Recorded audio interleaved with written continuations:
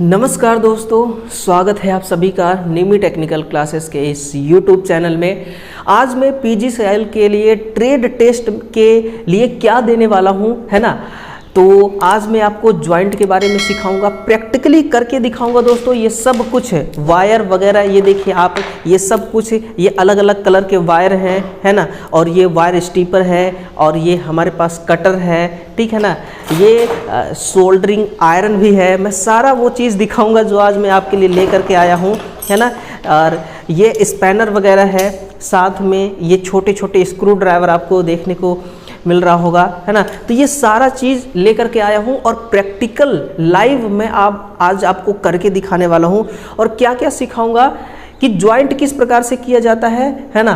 क्योंकि प्रॉपर तरीके से जॉइंट आप लगाएंगे, है ना, तभी जा कर के आपको ट्रेड टेस्ट में नंबर मिलने वाला है।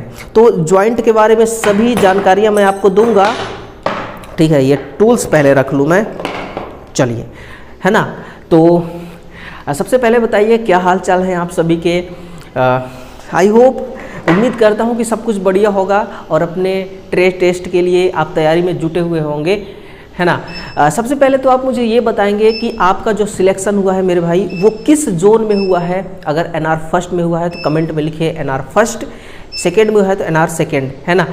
और आप NR फर्स्ट या NR सेकेंड के सामने आप अपना नंबर भी लिखिएगा कि आपको कितना नंबर मिला हुआ है, ठीक है ना।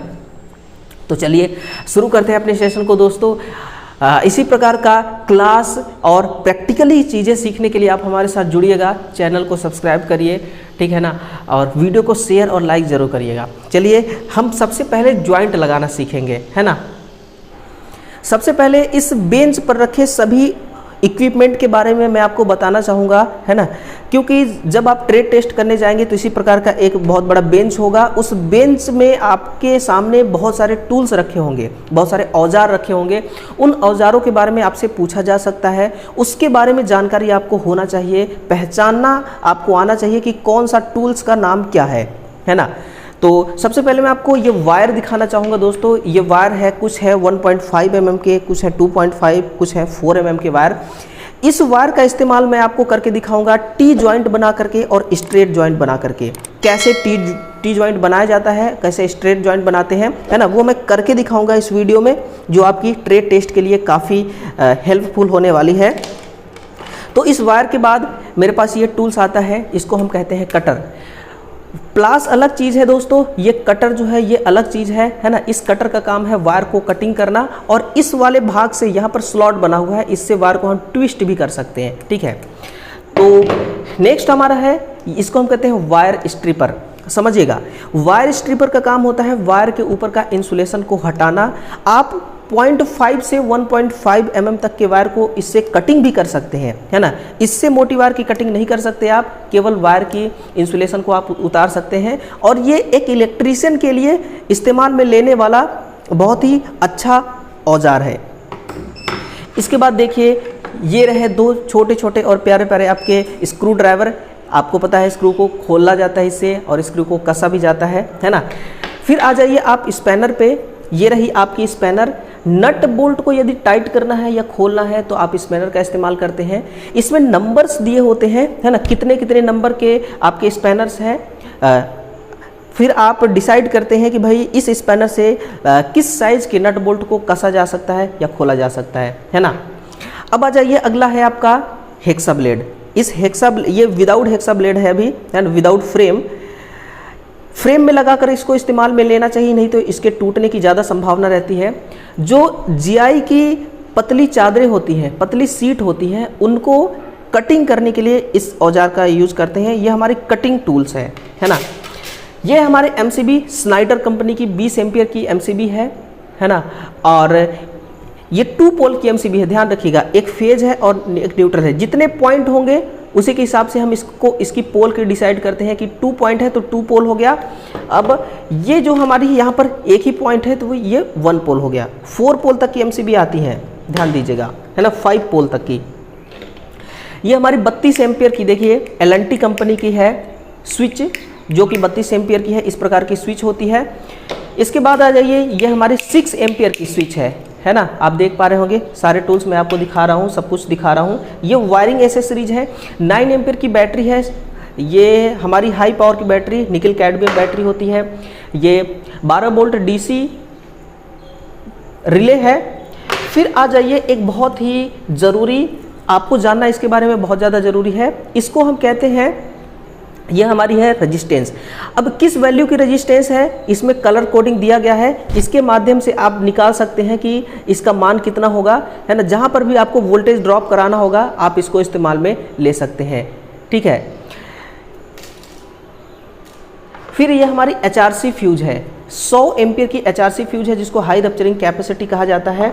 और ये 32 वाट की आपकी है सोल्डरिंग आयरन, 32 वाट की सोल्डरिंग आयरन, बट इलेक्ट्रीशियन के लिए 65 वाट की सोल्डरिंग आयरन जो होता है वो सबसे उपयुक्त माना जाता है ना। तो ये सारे पहचान हो गए दोस्तों।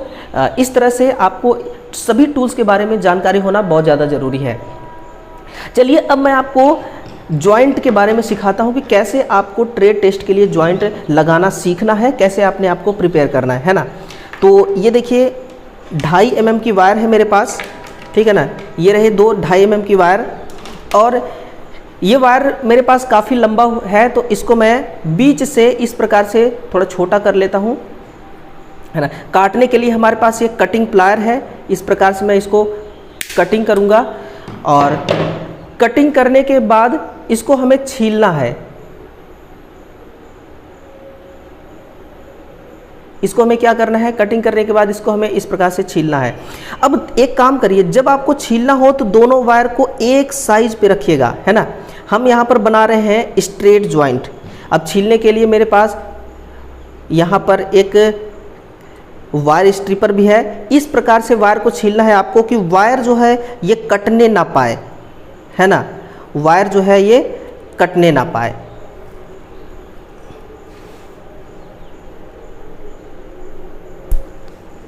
ये देखिए एक बार को मैंने छील लिया, बहुत ही आसानी से ये छिल गई। अब दूसरी जो वायर है इसको आप नापिएगा पहले और इसी साइज का आपको छीलना है।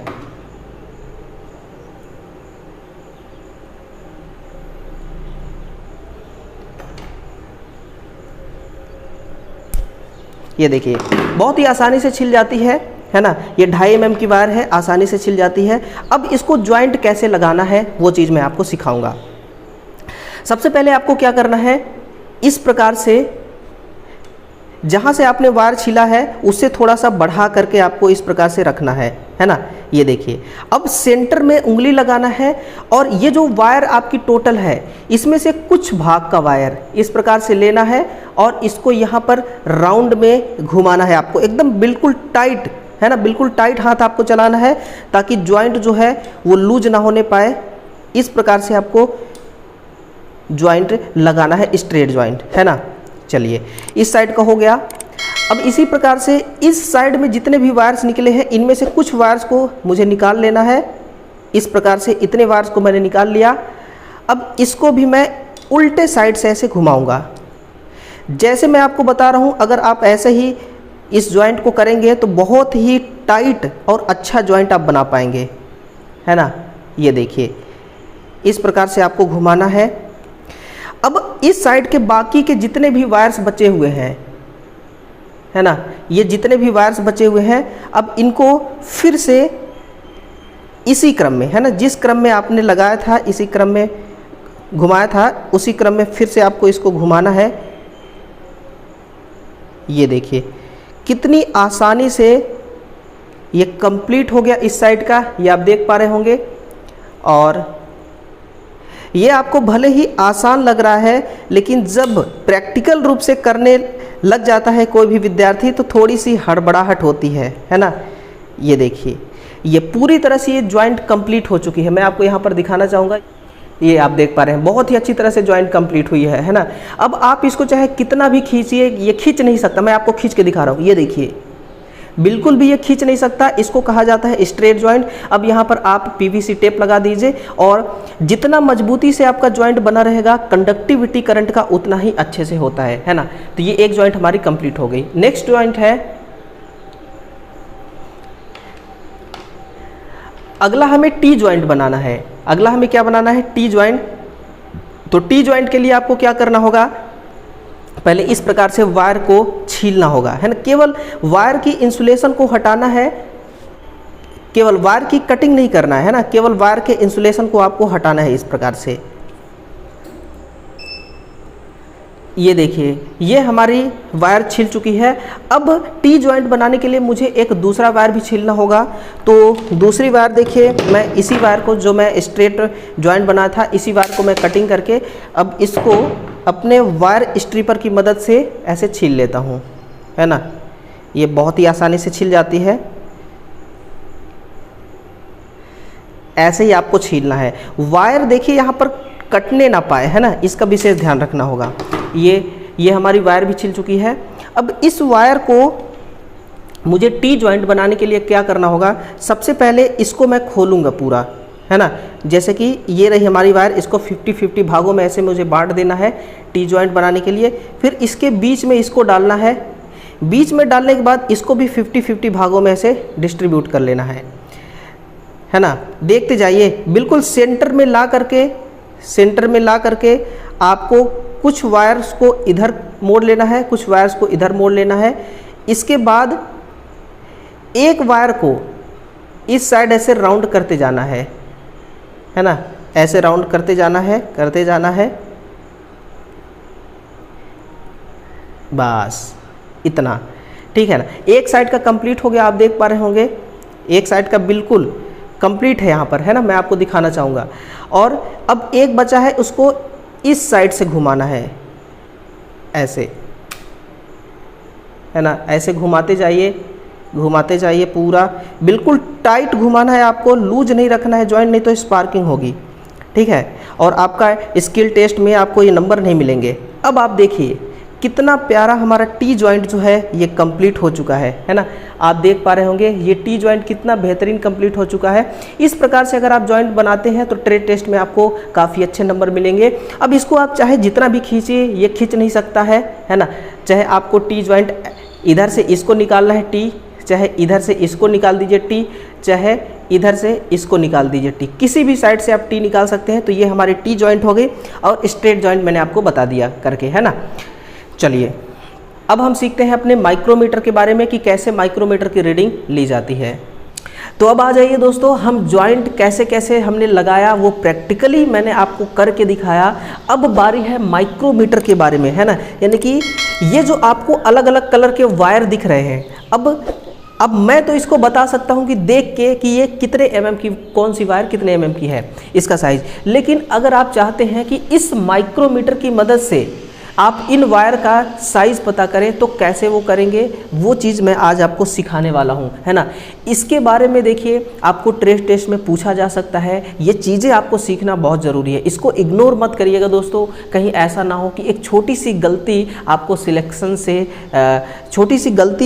सिलेक्शन से हाथ धोना पड़ जाए, है ना। तो आप इस वीडियो को कंप्लीट देखिएगा।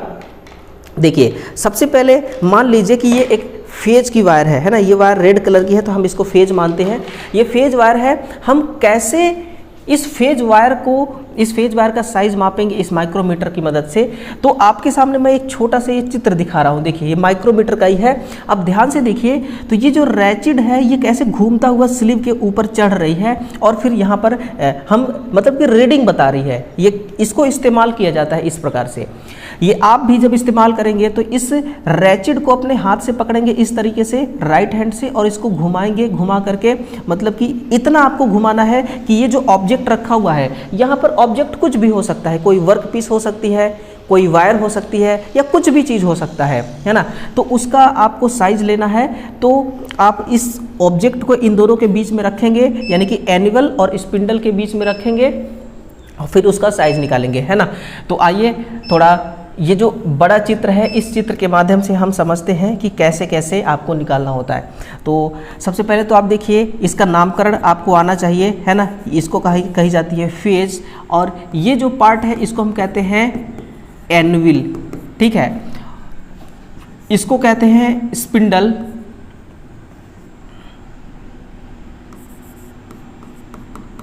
ये होती है आपकी स्पिंडल और ये क्या है, लॉक, है ना।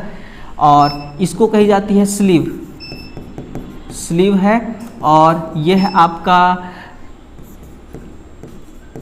थिम्बल, ये क्या है, थिम्बल है, और इसको कही जाती है रैचिड, ये क्या है, रैचिड है ना। तो ये इसका नामकरण हो गया। इस प्रकार से आपको नाम इसका आना चाहिए, किस पार्ट का क्या नाम है, ये आपसे पूछा जा सकता है। जो सामने एग्जामिनर होगा, है ना, वो आपसे पूछ सकता है कि किस पार्ट का क्या नाम है। मान लीजिए कि ये एक वायर है, इस वायर का हमें साइज लेना है, तो कैसे हम लेंगे, इस वायर को एनिवल और स्पिंडल के बीच में रखेंगे और रैचिड की मदद से थिम्बल को घुमाएंगे, और तब तक आपको घुमाते रहना है जब तक कि चट चट की आवाज़ ना आने लगे, है ना।